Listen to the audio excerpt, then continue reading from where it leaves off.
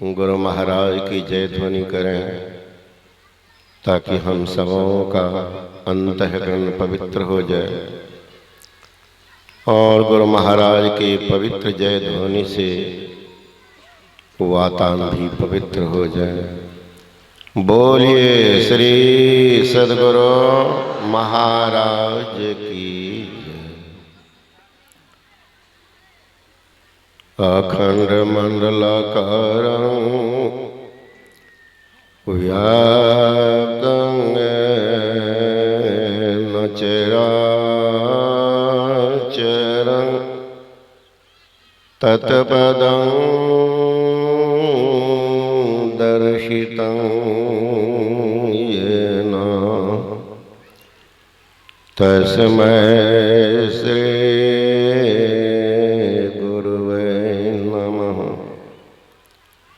सदा संतोष में धर्म आप दृढ़धार आशा एक गुरुदेव की और न चेत विचार। श्रद्धा की मूर्ति आदरणीय महात्मागण, संबे समादरणीय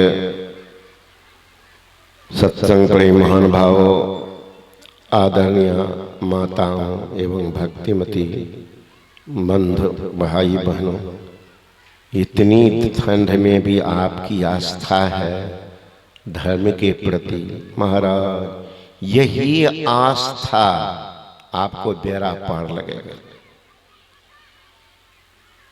यही आस्था। अब आस्था भी हो तो देखा जाएगा कैसा देश पात्र समय।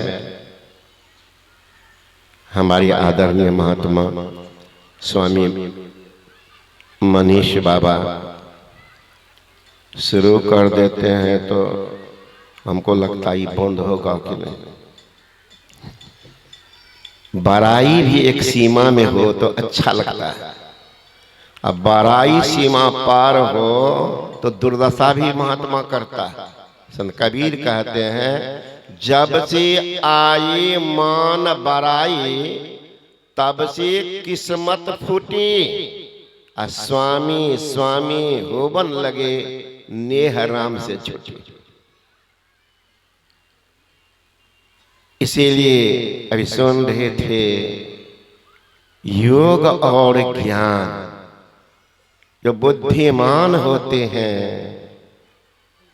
वो किसी भी समस्या में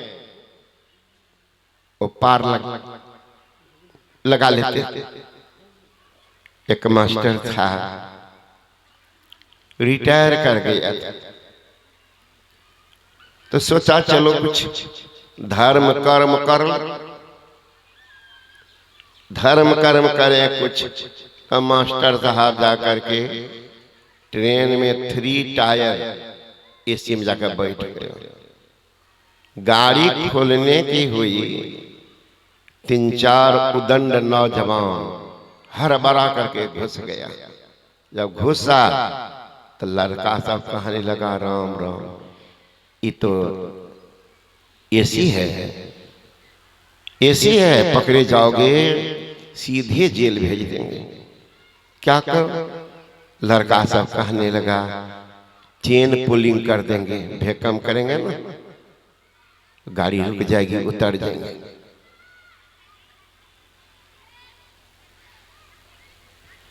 कुछ नौजवान कहते हैं एसी है, पुलिस हमेशा रहती है, जो ही चेन पुलिंग करोगे तो तुरंत पुलिस आएगी और सबको पकड़ के जेल में घुसा देंगे।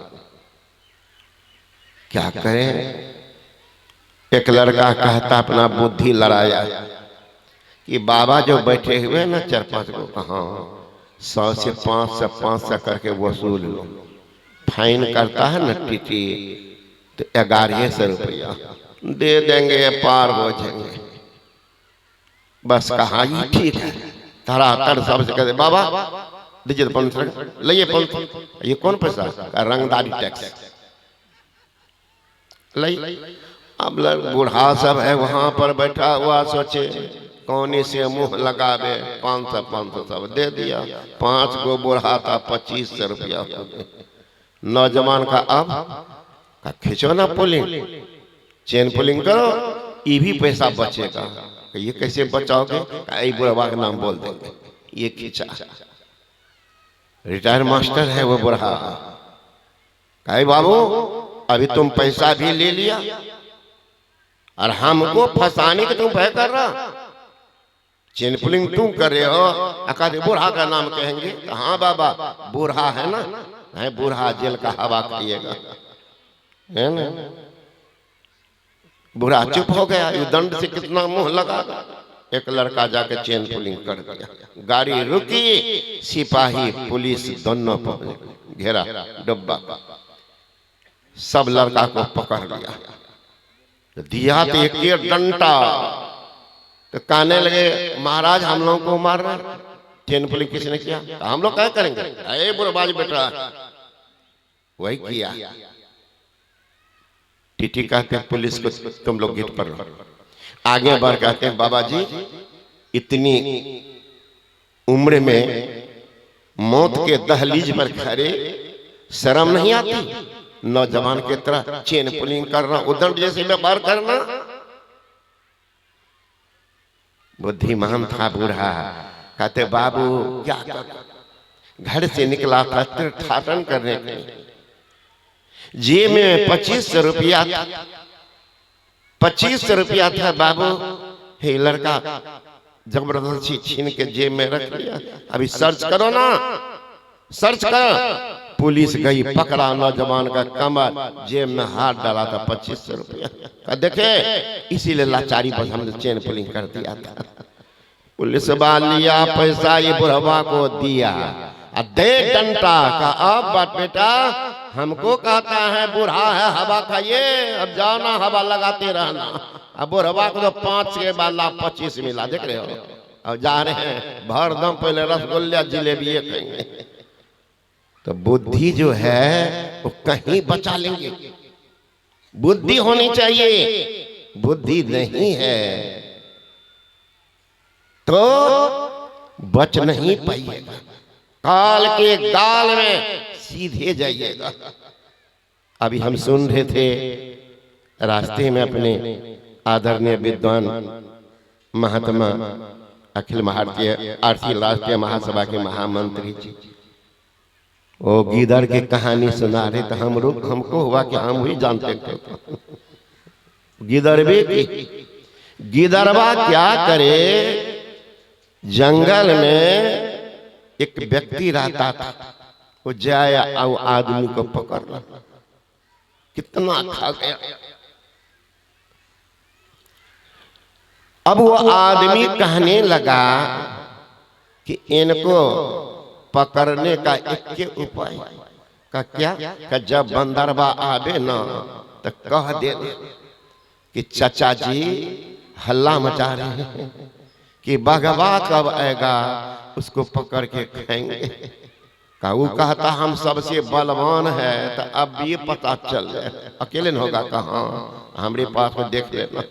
चारों तरफ से घेरेंगे, इसी रास्ते होकर के आएगा। हे भगवान, हे भगवान, कब बंदर आवे बघवा, कब आवे बघवा। तैयारी तो हम लोगों की पूरी। अब बघवा जो था झाड़ी में छिप करके देख रहा था कि आदमी कब निकलेगा। ये जो बघवा सुना कि हमसे जबरदस्त कोई आ गया है, तो यहाँ जाना ठीक नहीं। बघवा भागता जा रहा था। तो सबसे बुद्धिमान जाति जानवर में गिद्दड़ बड़ा बुद्धिमान, मानवों में है उसी का चचा रहा भाई, बड़ा बुद्धिमान। उतना नहीं बोलेंगे, जानते तो सब है ना। तो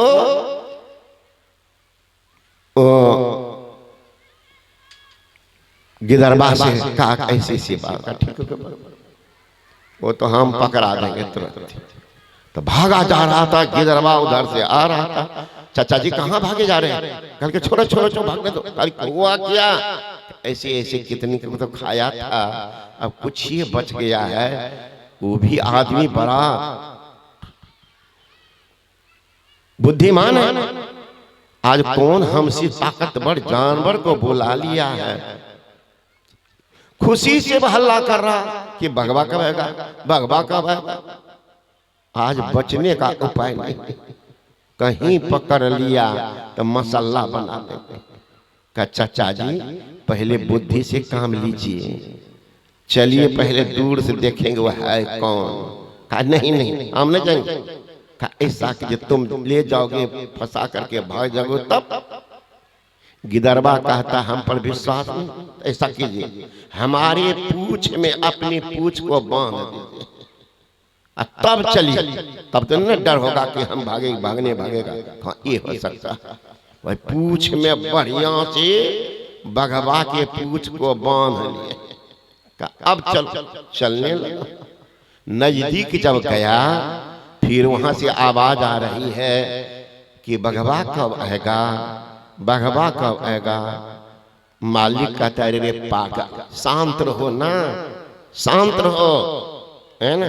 गिदर मामा को बोले हैं, गिदर मामा बोले कि तुम लोग शांत रहना, हम बघवा को पूंछ में बांध करके लेते हैं, तुम लोग शांत रहना। बघवा को पूंछ में बांध के लेंगे तो हम तो थोड़ा डोज देंगे ही, और तुम लोगों को जो मन था वो पूरा कर लेना। कितना बच्चा को कर। अब जो बघवा भागा, अरे इसमें भी सीआईडी है, इसमें भी सीआईडी है, भागा तो उनका तो नंगड़ी उथारती उड़ गया। बात को ताकत होता। कहा अब जिंदगी में लौट करके क्यों आएगा। तो कहते धन दौलत से एक दिन खाली होगा हाथ, सिर धुन धुन पछताओगे, भजन जाएगा साथ। इसलिए ज्ञान तो चाहिए। ज्ञानानां मोक्षमोपनोति तस्माद् ज्ञानं प्राप्त परं अतो यो ज्ञान दाने ही न समस्तं तजित गुरुम। कहते वह ज्ञान जिससे होता है निर्वाण, निर्वाण निहबान, जहां काल का भी बाण नहीं पहुंचे वही है निर्वाण का स्थान। जहां पवन का भी गमन नहीं वही है निर्वाण का स्थान। जहां हवा अग्नि का प्रवेश नहीं वही है निर्वाण का स्थान। जहां चंद्रमा सूर्य का भी उदय नहीं वही है निर्वाण का स्थान। जहां धरती और आकाश नहीं वही है निर्वाण का स्थान। सन कबीर साहब ने कहा सखिया वह घर सबसे न्यारा, जहां पूर्ण पुरुष हमारा, सखिया वह घर सबसे न्यारा। जहां नहीं सुख दुख पाप पुण्य नहीं, सखिया वह घर सबसे न्यारा। नहीं ता धरनी आकाशा, नहीं तहा पवन ओ पानी, गई जिन जैसे ओ जानी, कबीरा देश है न्यारा, लखे कोई संत का प्यारा। वहां वो देश की बात सन पलटू साहब ने कहा, उस देश की बात में कहता हूं आसमान के बीच में सुलाख है, बादशाह उसी बीच बैठा, सूझ पर ये बिन आंख है जी, सुर्ख तो उसका चेहरा है, आफताब तसक दुख लाख है जी, पलटू हु की आवाज आवे उसमें मेरा दिल मुस्ताक है।